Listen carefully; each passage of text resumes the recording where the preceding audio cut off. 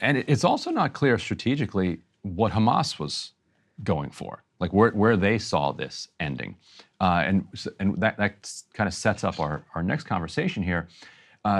One of the things that Hamas leadership suggested in the wake of their October 7th massacre was that they were hoping for a broader conflagration, that they were, you had to kind of read between the lines of some of their interviews. They were saying, other actors can choose what they would want to do, but I hope that they would kind of live up to their broad commitments. And speaking to Iran and others, saying that Iran has claimed that it's, implacably hostile to Israel. So stand up, defend us. Like they didn't go all the way to saying that, but it was very clear that that's what they meant. So if we can put up this element, this is the Yemen's Houthi government has now declared war on Israel. Right. This comes after they launched a couple of kind of drones and missiles, toward Israel, but saying that they're going to be kind of ramping up they're going to be kind of ramping up that level of assault. What that exactly means is unclear, given kind of Israeli defenses, Iron Dome, and also U.S. The U.S. said that they intercepted some of those Houthi missiles previously. So at the same time, you have Egypt. If we can put this up here, Egypt has moved tanks to the Rafah border. And this is not, I don't think, precipitating any type of invasion or anything like that, but I think this is a response to the public reports, both from the Netanyahu-connected think tank, which produced a paper basically calling for the ethnic cleansing of Gaza, plus the Israeli Intelligence Ministry, which, as everybody points out, is a small kind of just policy organization, yet run by a Likud politician with links to Netanyahu.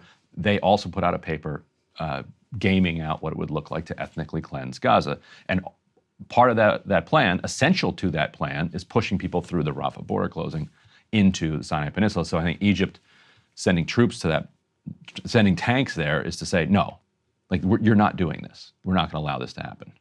And back to the Houthis, I mean, so their slogan, this Reuters was, I was reminded of this in a Reuters article yesterday, is death to America, death to Israel, curse the Jews, and victory to Islam.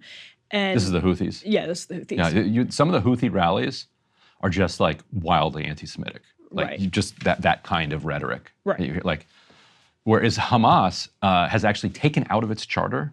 Yeah, this is not Hamas apologia, but like their charter used to say, kill all the Jews. They literally now they say it's actually we're just against Israel, and it's Israel that links Judaism with Zionism, and when we don't. Right. They control F'd for they replaced Jews with Israel in their charter, right.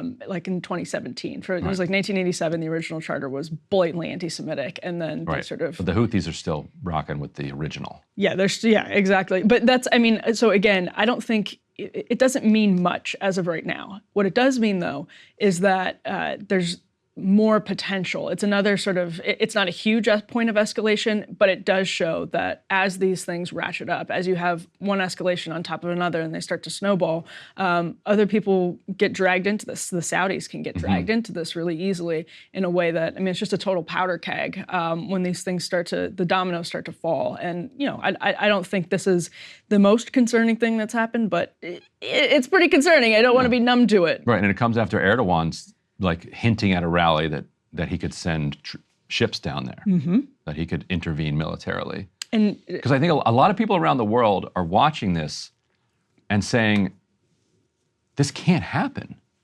Right. Let's say largely defenseless civilian population getting just pounded around the clock. And it feels like you should be able to call someone and say, look what's happening. This is happening in broad daylight. Somebody stop this. And then there comes the realization that there's nobody to stop this. And so then you have pressure from populations in Turkey and Egypt and elsewhere to say, do something, stop this. They don't want to get involved in a regional war either. But most wars start by people, are started by people, and are involve people who never wanted to be involved in war in the first place. And I do think there are some, I mean, the sort of axis of resistance. I do think there are some people and some leaders who would gladly get into a regional war. I mean, Hamas is a good example of that. That sort of question, just to go back to your question about what was their strategy, what is their kind of end goal of the massacre that they plotted apparently for some 2 years. I think obviously they had to know where that would go, immediately where that would go. I think everybody knew immediately where that would go. As soon as it happened, everybody understood that we were going to, in all likelihood, see a ground invasion. We were going to see mass civilian casualties. And that's the problem, on the other hand, with a ceasefire. There's a really legitimate question about what that means for the safety of people in Israel, what that means for the future of Israel.